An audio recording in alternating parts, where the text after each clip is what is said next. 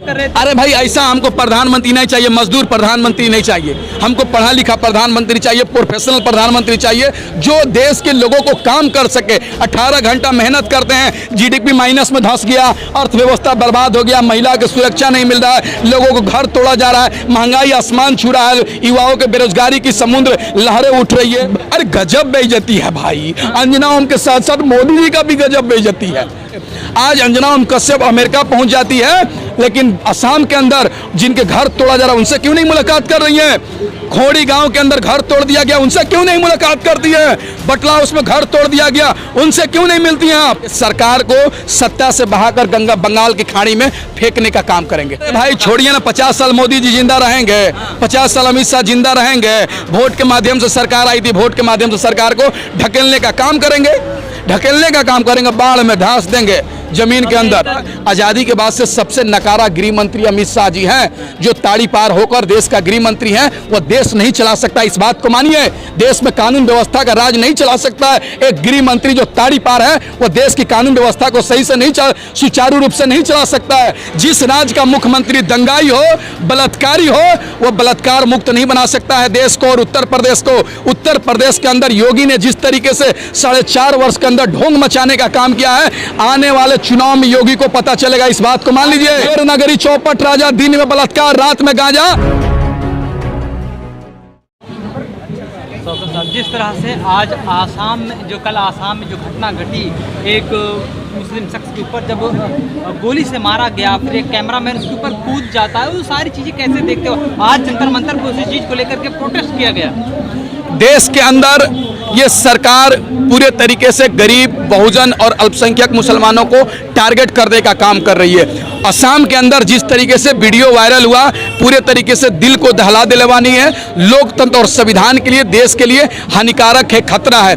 एक बात बताइए, पहले 800 परिवारों को आप बेघर करते हैं, उनको मारने का काम करते हैं, लेकिन जब अपने घर बचाने के लिए लोग संघर्ष करते हैं तो पुलिस प्रशासन के लोग उनके ऊपर गोली चलाने का काम करते हैं। आप बताइए, मैं भी कानून का जानकारी रखता हूं, किसी प्रोटेस्ट में अगर हिंसा होता है तो आप पैर पे गोली मार सकते हैं, सीने पे गोली नहीं मार सकते हैं। ये जांच का विषय है कि उस पुलिस वाले को किसने परमिशन दिया सीने में गोली चलाने के लिए, किसने परमिशन दिया उस कैमरामैन को, उस पत्रकार के नाम पे कलंक, जो एक मरे हुए व्यक्ति को सीने पे कूदने का काम करता है, लात घूंसों से पीटने का काम करता है, पूरे तरीके से हमारे देश के लिए हानिकारक है। और मैं प्रधानमंत्री से कहना चाहता हूं, आप कहते हैं जहां झुकी वही मकान, तो 800 परिवार वालों को घर में झुग्गी तोड़ना क्यों चाहते हैं? मैं आपसे पूछना चाहता हूं, उनकी मकान को तोड़ना क्यों चाहते हैं? जब तक आप उनको घर नहीं दे सकते हैं, तब तक आप उनको बेघर नहीं कर सकते हैं, उस घर से नहीं हटा सकते हैं। भूमि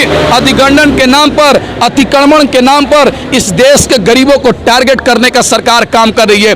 दिल्ली के अंदर खोड़ी गाँव की बात कर लीजिए, या बटला हाउस की बात कर लीजिए, या आसाम की बात कीजिए, तमाम देश की बात कीजिए, यह सरकार भूमि अधिग्रहण के नाम पर, अतिक्रमण के नाम पर इस देश के लोगों को बेघर करना चाहती है, सड़क पर सोने को मजबूर करना चाहती है, लोगों को भूखे मारना चाहती है, लोगों को रोजगार छीनना चाहती है। इसलिए आज हम लोगों ने जंतर मंतर से ऐलान किया है कि जब तक असम के भाइयों को न्याय नहीं मिल जाता है, गोली चलाने वाले पुलिस प्रशासन पर 302 का मुकदमा दर्ज। आपकी मांगे क्या? मांग यह है कि असम के जो 800 परिवार वाले को हो, उनको घर को नहीं तोड़ा जाए, उनको बेघर नहीं किया जाए, उनको रहने दिया जाए। जिस पुलिस प्रशासन के लोग ने गोली चलाने का काम किया है, उस पर 302 का हत्या का मुकदमा दर्ज करके उसको जेल में डालना चाहिए, वहां के एसपी को बर्खास्त करना चाहिए, सस्पेंड करना चाहिए। और असम के मुख्यमंत्री जी, आप इस्तीफा दे दीजिए अगर आपसे असम नहीं संभल रहा है तो। क्या लगता है कि इस्लामोफोबिया का एक हिस्सा है क्या?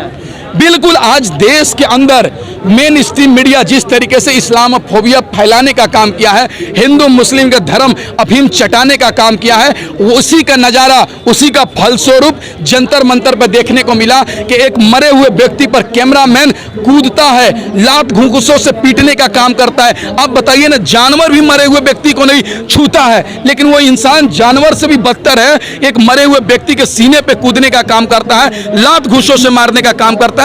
ये क्या चल रहा है देश के अंदर? क्या धरना प्रदर्शन करना क्या गलत है? देश में प्रधानमंत्री 18 घंटे काम कर रहे हैं देश को आगे बढ़ाने के लिए। आपने देखा नहीं, प्रधानमंत्री जब अमेरिका जा रहे थे, अपने प्लेन जेट के अंदर में बैठ करके फाइल को चेक कर रहे थे। अरे भाई ऐसा हमको प्रधानमंत्री नहीं चाहिए, मजदूर प्रधानमंत्री नहीं चाहिए, हमको पढ़ा लिखा प्रधानमंत्री चाहिए, प्रोफेशनल प्रधानमंत्री चाहिए जो देश के लोगों को काम कर सके। 18 घंटा मेहनत करते हैं, जीडीपी माइनस में धंस गया, अर्थव्यवस्था बर्बाद हो गया, महिला की सुरक्षा नहीं मिल रहा है, लोगों को घर तोड़ा जा रहा है, महंगाई आसमान छू रहा है, युवाओं के बेरोजगारी की समुद्र लहरें उठ रही है, बेरोजगार हो रहे हैं और 18 घंटा काम करते हैं। मतलब इतना ढोंग होता है भाई। अमेरिका जाते हैं, ढोंग मचाते हैं, बोलते हैं कि अंजना कश्यप को देख के पूछ रही थी कि आप बताइए, आप ढोलक वाले से पूछ रही है कि आप बताइए मोदी जी आए हैं, बहुत खुश है, उत्साह में। तो ढोलक वाला बोला ना जी ना, मैं नहीं आया, मेरे को तो पैसे लेकर बुलाए गए हैं, मैं तो ढोल बजाने आया हूँ, मैं मोदी को तो देखने नहीं आया हूँ। ये बोल रहा है ढोल वाला भाई। बेइज्जती है। अरे गजब बेइज्जती है भाई। अंजना ओम के साथ साथ मोदी जी का भी गजब बेइज्जती है। आज देखिए, जब प्रधानमंत्री जी रोजगार के बारे पर चर्चा नहीं करते हैं, महंगाई के बारे में चर्चा नहीं करते हैं, गरीबों को घर तोड़ा जा रहा है उस पर चर्चा नहीं करते हैं, चर्चा किस पे करते हैं? आम कैसे खाते हैं, काट के या चूस के, चप्पल पहनते हैं या जूता पहनते हैं, बटुआ रखते हैं या नहीं रखते हैं। अरे भाई, पत्रकारिता के नाम पर इस तरह से लोकतंत्र के चौथा स्तंभ को बदनाम मत कीजिए। आज अंजना ओम कश्यप अमेरिका पहुंच जाती है, लेकिन असम के अंदर जिनके घर तोड़ा जा रहा है उनसे क्यों नहीं मुलाकात कर रही है? खोड़ी गांव के अंदर घर तोड़ दिया गया, उनसे क्यों नहीं मुलाकात करती है? बटला उसमें घर तोड़ दिया गया, उनसे क्यों नहीं मिलती हैं आप? हाँ, बोलिए।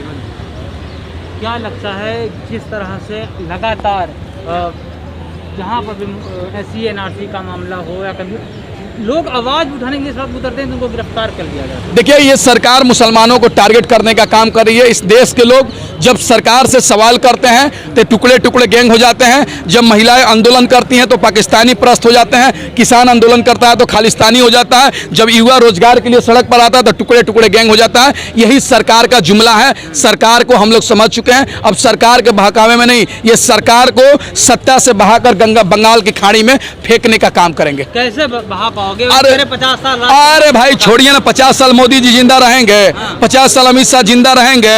वोट के माध्यम से सरकार आई थी, वोट के माध्यम से सरकार को ढकेलने का काम करेंगे, ढकेलने का काम करेंगे, बाढ़ में धंस देंगे जमीन के अंदर। अमेरिका की उपराष्ट्रपति जो हैं भारतीय मूल की, उन्होंने प्रधानमंत्री के साथ फोटो किया, प्रधानमंत्री ने उनके साथ फोटो खिंचाया और प्रधानमंत्री ने ट्विटर पे इसको अपने ट्विटर हैंडल पे पोस्ट भी किया है। अरे कितना अच्छा ढंग से आप पत्रकार महोदय, आपने तो सुना नहीं, कमला हैरिस ने कहा कि लोकतंत्र दिखना देश के लिए जरूरी है। उनका सीधे तौर से दिखा कि हिंदुस्तान के अंदर लोकतंत्र नहीं है, संविधान नहीं है, इसीलिए तो लोग रोजगार की बात करते हैं तो आप लाठी चलाते हैं, किसान आंदोलन करते हैं तो लाठी चलाते हैं। भारत में लोकतंत्र ही नहीं है। अरे ये सरकार लोकतंत्र को, संविधान को ताक पर रख करके काम कर रही है।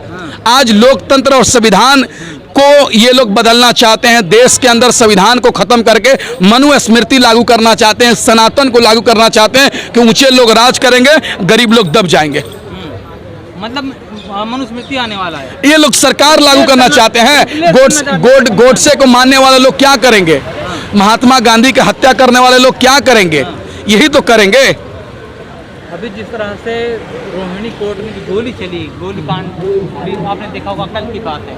कैसे देखें, क्या कानून व्यवस्था पुलिस चरमरा गया है क्या? बिल्कुल, देश के अंदर कानून व्यवस्था को जिस तरीके से झूठा और नकारा, कमजोर गृह मंत्री होने के नाते अमित शाह जी को हमारे देश के अंदर कानून व्यवस्था चरमरा चुकी है। क्योंकि इसी जंतर मंतर पर मुल्ले काटे जाएंगे, जय श्री राम चिल्लाएंगे, देश का गृह मंत्री नहीं पकड़ता है। दिल्ली के, देश की राजधानी दिल्ली के अंदर दंगा हो जाता है, लेकिन एक समुदाय को पकड़ने का काम किया जाता है। एक यही खोड़ी गांव में गरीबों को तोड़ने का काम किया जाता है, उनके ऊपर गोली चलाने का काम किया जाता है।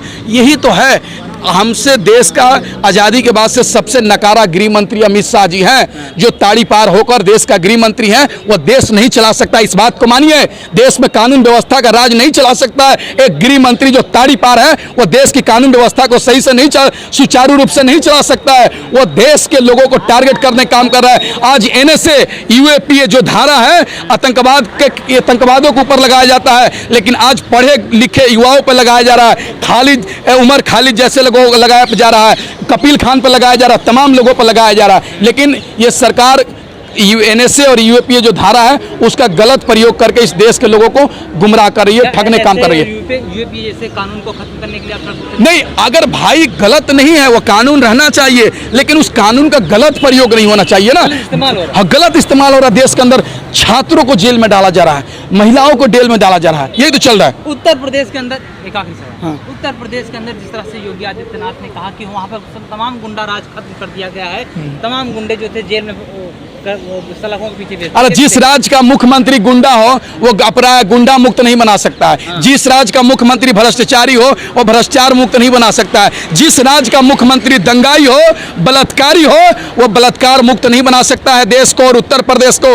उत्तर प्रदेश के अंदर योगी ने जिस तरीके से 4.5 वर्ष के अंदर ढोंग मचाने का काम किया है, आने वाले चुनाव में योगी को पता चलेगा, इस बात को मान लीजिए। आपने देखा नहीं? अंधेर नगरी, चौपट राजा, दिन में बलात्कार, रात में गांजा, ये सब देखना है पत्रकार महोदय तो उत्तर प्रदेश के अंदर आ जा। आपने देखने उत्तर प्रदेश में जो उन्होंने काम किया यहाँ पर भी दिखाया गया, दिल्ली के अंदर बड़ी बड़ी होर्डिंग लगाई गई।